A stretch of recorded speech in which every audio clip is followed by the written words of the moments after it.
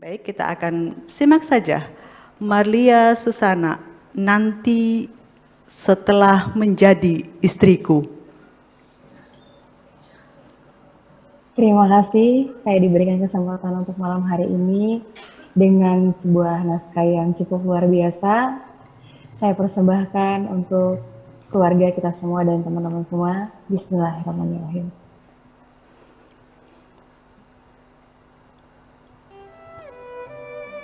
Nanti setelah menjadi istriku.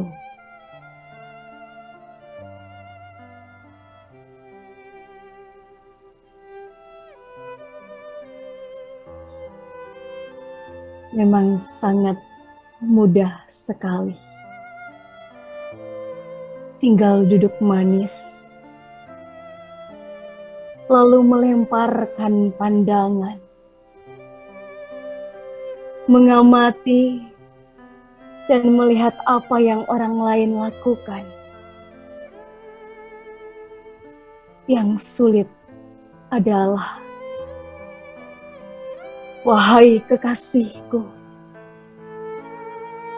kapan engkau bangkit dan bekerja keras?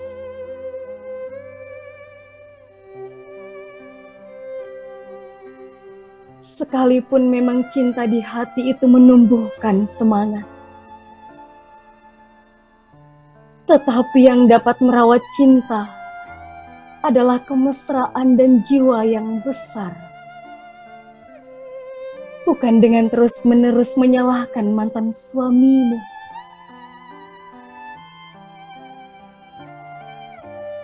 Formula cinta yang sudah kita bangun sebenarnya sudah cukup ideal.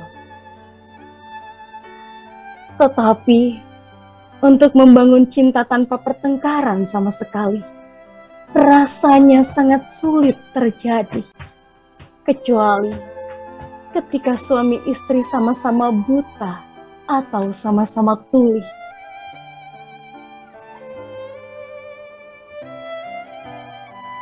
Sebaiknya jangan terlalu tinggi engkau menghayal.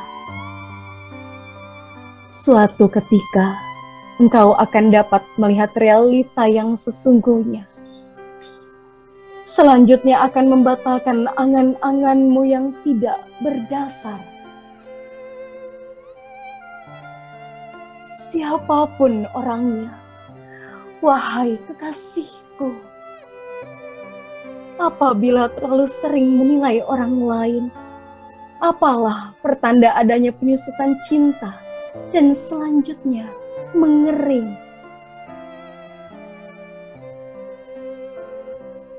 Keinginan yang muncul dari hati yang menyimpan kerinduan akan dapat menumbangkan segala aral yang melintang. Namun demikian, selamanya harus waspada. Di tengah perjalanan selalu ada godaan yang dapat membelokkan arah tujuan, yaitu berupa kebiasaan-kebiasaan dan rutinitas.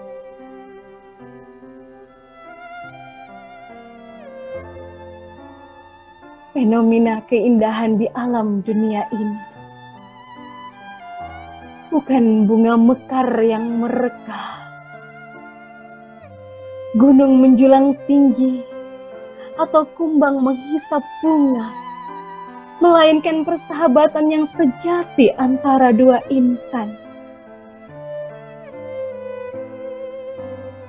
Luka di hatimu yang masih memar sampai sekarang akibat ulah mantan suamimu yang dulu, tidak usah engkau upayakan untuk dapat dilupakan.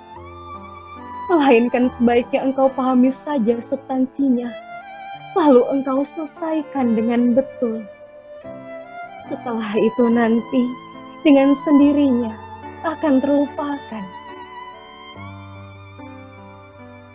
Karena perempuan itu sejatinya, wahai kekasihku, akan mudah memberikan maaf kepada lelaki yang dicintainya, apapun kesalahannya. bahkan sampai berupa kejahatan sekalipun. Akan tetapi ketika lelaki itu tidak dicintainya, maka tidak ada maaf, bahkan sampai berupa kebaikan-kebaikan yang dilakukannya.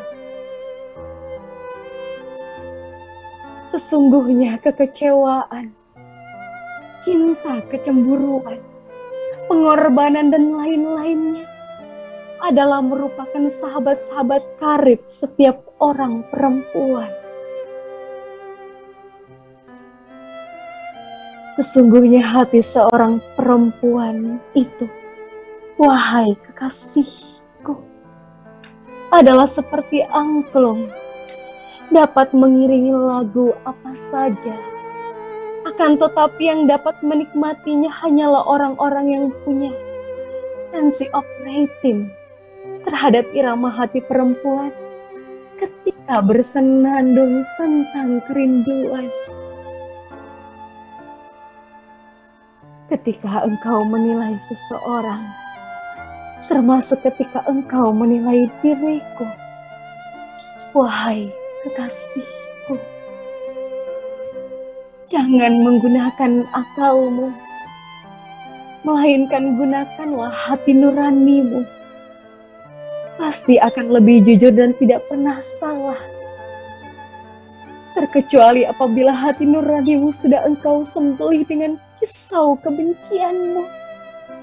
Kemudian juga begini, wahai kekasihku, rasa cinta yang sudah bercokol di dalam hati perempuan itu sangat sulit sekali untuk dibedol, kecuali diganti dengan cinta yang baru.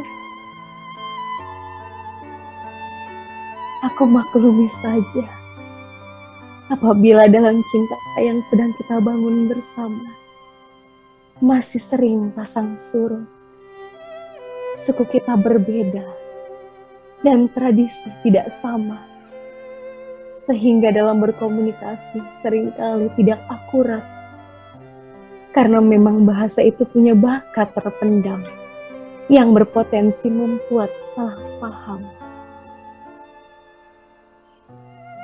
Alat komunikasi dan transportasi di zaman yang modern ini membuat dunia seperti dalam genggaman, seperti tidak ada jarak tempat dan waktu lagi. Sehingga dengan demikian kita semakin merasa dunia ini semakin sempit. Oleh karenanya, mungkin sekarang kita harus memperluas wilayah khayal dalam benak kita di tengah dunia yang semakin sempit ini. Kebahagiaan itu sebenarnya, wahai kekasihku, terlahir dari suatu penderitaan. Orang yang belum pernah merasakan penderitaan dapat dipastikan tidak akan dapat merasakan kebahagiaan.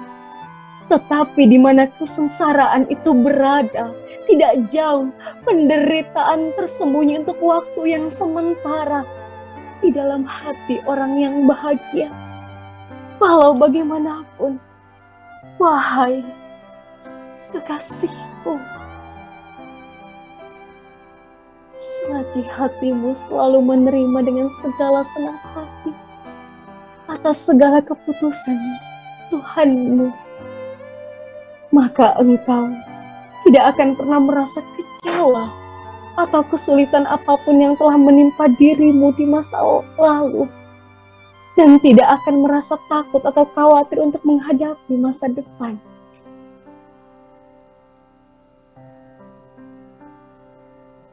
Pada saat aku memberikan cintaku kepadamu dengan segala tulus hatiku,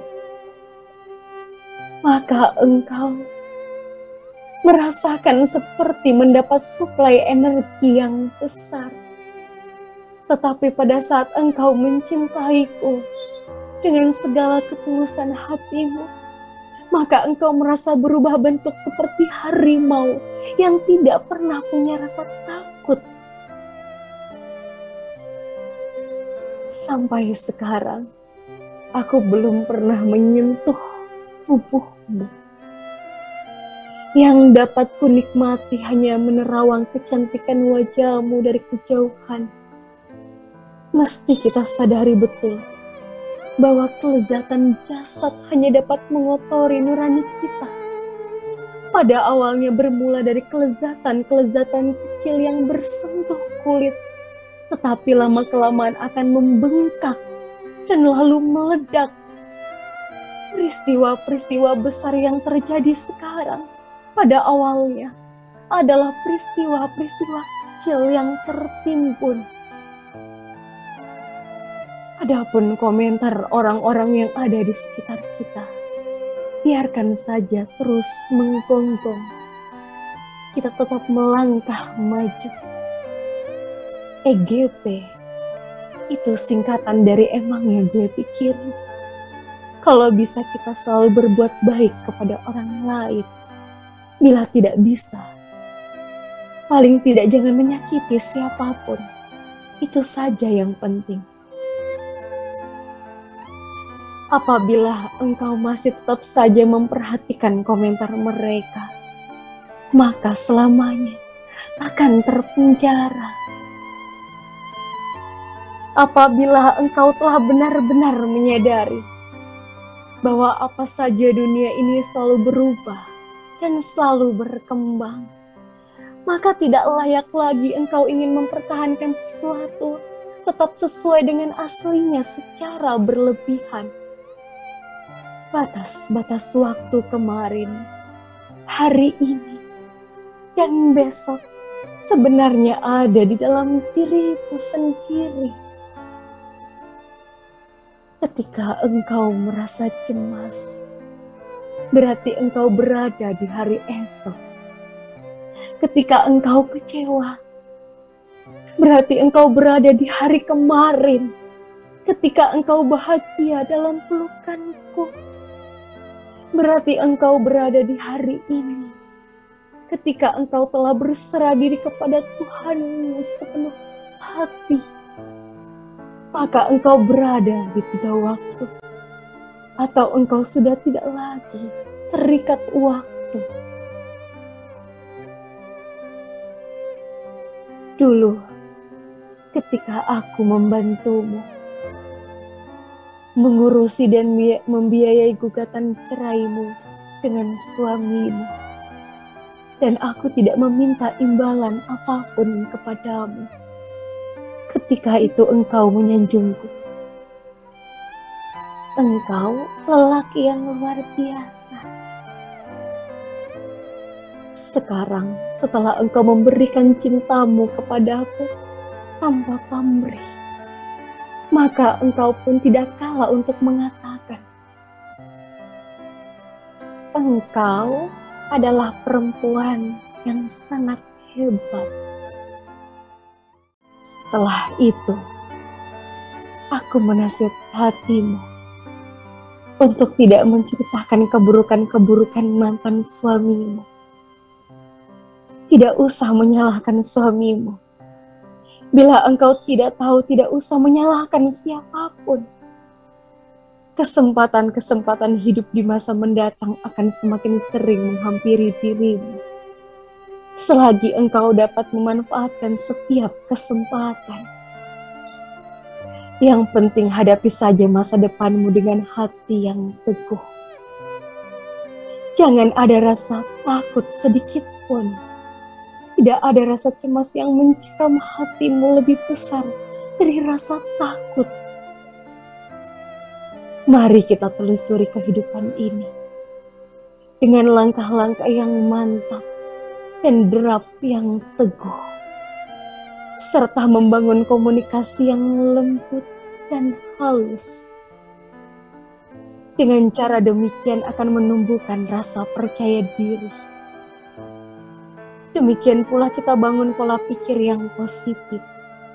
Nanti segala kesulitan yang menghadang langkah kita akan dapat terselesaikan.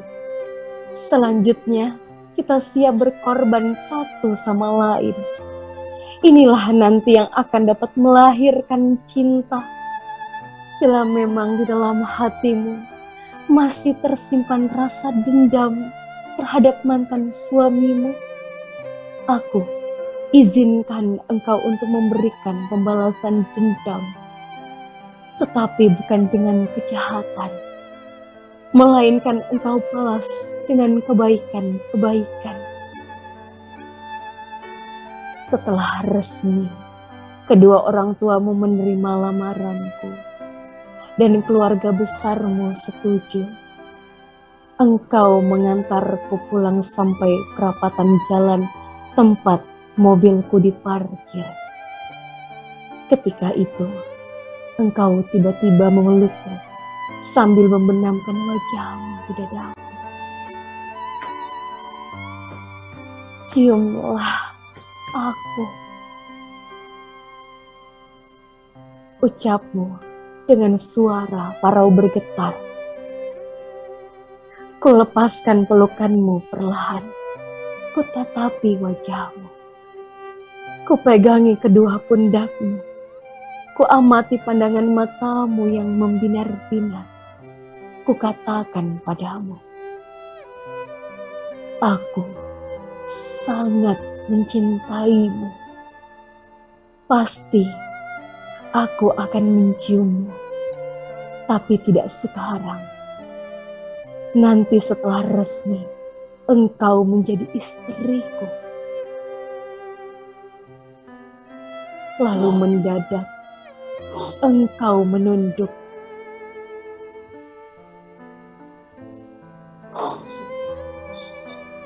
Maafkan aku.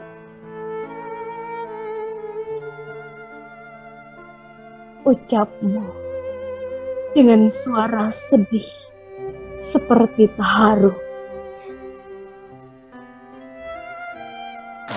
Indramayu, 18 bulan 7 2022, karya Abdul Syakur Yasin. Terima kasih.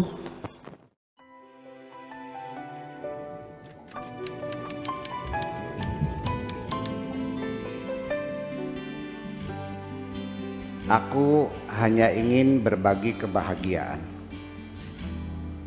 dan tidak menggurui siapapun. Terlalu sulit bagiku untuk menyalahkan siapapun. Akan tetapi apabila ada orang yang ingin mengisi raporku, tentu aku sangat gembira sekali. Dan kujamin aku tidak akan sakit hati sedikit.